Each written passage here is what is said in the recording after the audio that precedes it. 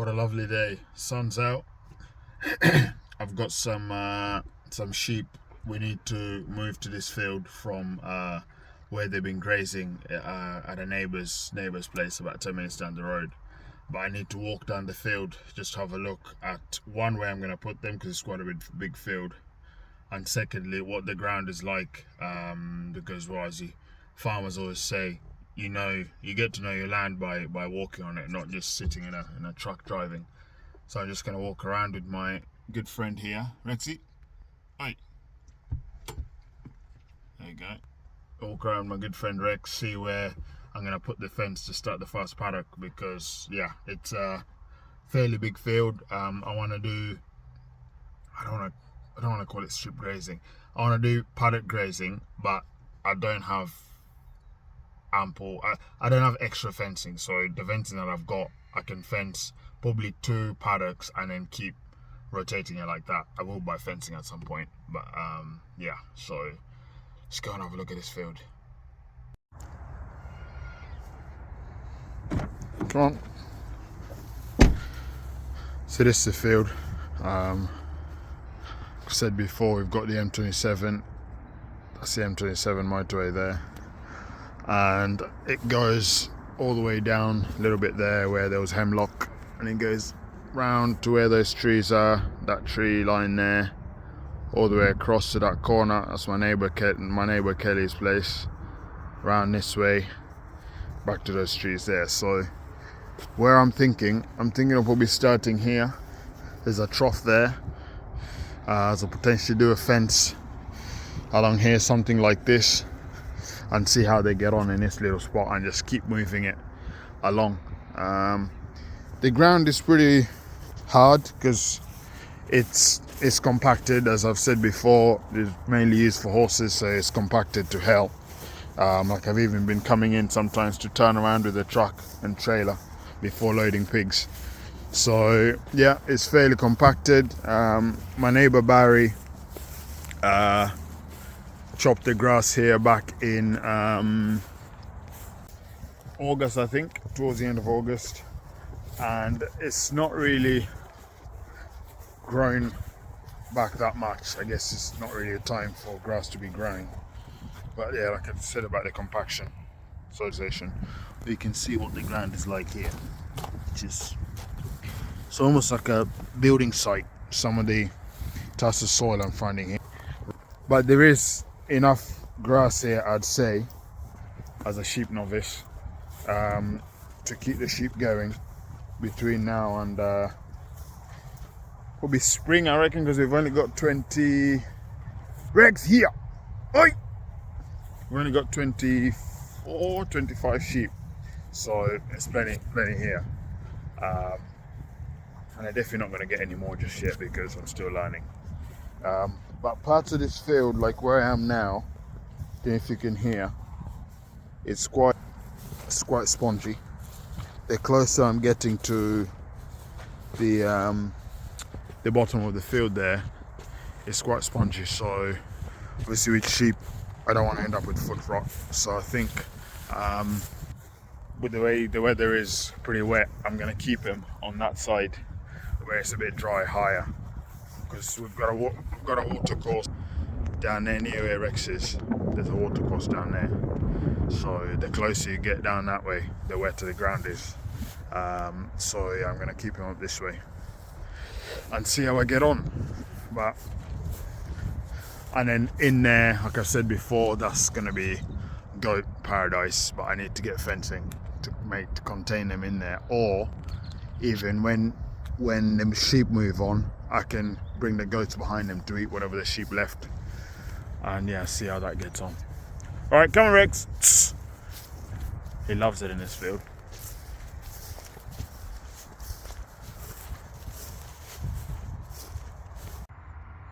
So I'm just about to roll up some of the fence where the pigs were, the old pig paddock, because like I said, I haven't got enough fencing, so I need to take, my eye's twitching, I don't know why. I need to take the fencing off this paddock to then take where the sheep are. I've got my fencing wheelbarrow here, but when you see the field that I'm going to be doing it in, it's probably not going to go that well, or it would take too long. So I am going to just reel it by hand. It should be alright. I'm going to protect my soft hands with these gloves, and yeah, should be much quicker than pushing it through that mud.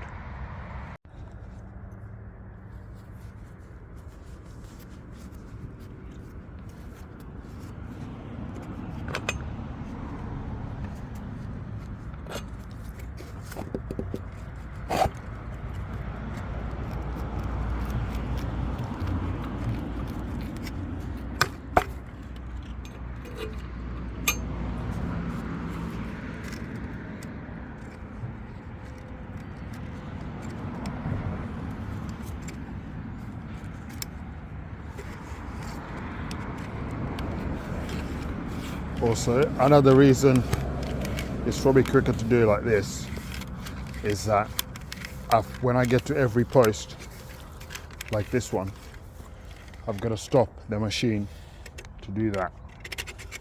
So if I'm doing it by hand, then I'm just doing it as I go along. But I also say it's easy to do it. I'm only doing sort of to the end of that field there, along, and then back around this way. If I had like a 30-40 acre field of fencing, this will not be good. People use quad bikes with a fence thing on the back. I can't remember what it's called, and they really like that. So yeah, but quad bike cost, the thing that goes in the back of it cost. So we're making do with what we've got, and so long as it does the job, this is free gym shoulder workout. As I twisted, the wrists are getting some work in as well. Forearms on this left arm, holding it. A bit of bicep work in there. Lower back every time I bend down to take the wire out, like that, comes off on its own, lovely. So yeah, can't complain. Saving myself 40 quid at the gym. A few months I'll be able to buy more fencing for that 40 quid. Little trick that I've just thought of, because I've got to come back again to take the second strand. As I take this one off, I'll take this other one off as well. So when I'm coming back, I haven't got to stop. The only reason that'll be easy to do like that, taking it off, is because there'll only be one strand, so I won't have any entanglements. Because nothing more annoying, and other farmers will agree with this, than tangled up electric wire or electric fencing wire. It's nearly as bad as tangled up earphones. Midway through fencing, I've got some spectators here. That guy there, that boy just there, I've been trying to catch him for I don't know how many weeks to take him to abattoir, and he will not come. There's two of them like him. His mate went, but he will not load up. He's a king boar that we're gonna keep, kingpin. I don't want to keep him, so he needs to go at some point. But as you can see, they've done a good job in this paddock, and they're gonna move to the next one, just next door there, in a week, or maybe after Christmas I'll move them. Not maybe, actually definitely after Christmas, because it's too busy this side of Christmas. They've still got a bit more digging up to do here. So that's one reel done. You can see the lights running away from me. So the area I've taken the run reel off is probably double or 3 times the size of the paddock I'm gonna set up for the sheep. So I'm just gonna use that one reel and cut it halfway to create 2 strands to create a paddock for the sheep, and then later in the week I'm gonna come back and take out the rest of the fence, because there's no animals in here, so I'm in no rush to take the fence away now. And also because it's getting dark, I've got to get the fence done, go get the sheep, luckily they're only 10 minutes away, bring them back and get them out. So fingers crossed I can get it done before it gets dark. Right, so I'm gonna fence this side. The ground is much harder this side, the grass isn't too long, so I'm gonna go to probably that tree there, that corner. I've got a bit of a fence there which will save me electric wire. It's 4-strand barbed wire, dodgy at best, but even if they get through there, it's just pig paddocks. That's fine, they won't get on the road. Get to there, go along to the end of where the grass is, come along here, and there they've got a water trough. Yeah, that's the plan. Like I said, light's beating us, but I think we're going to get it done before the light goes, or even if it does. Got a head torch now, so I'm just going to reel that out there. I'm going to go 4 stakes down by that bush, and then 5 at the bottom. Should last them at least towards the end of the week, and then I can move them again.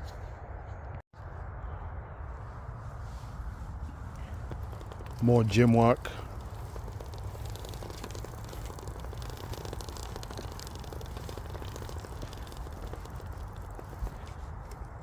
Tricky thing with this device is that where I've got the stakes sticking out there, they keep getting caught on the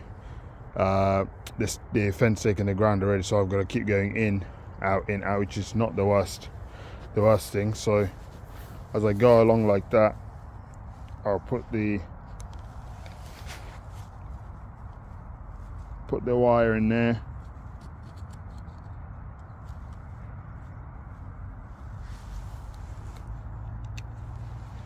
Like so. Just keep reeling it back.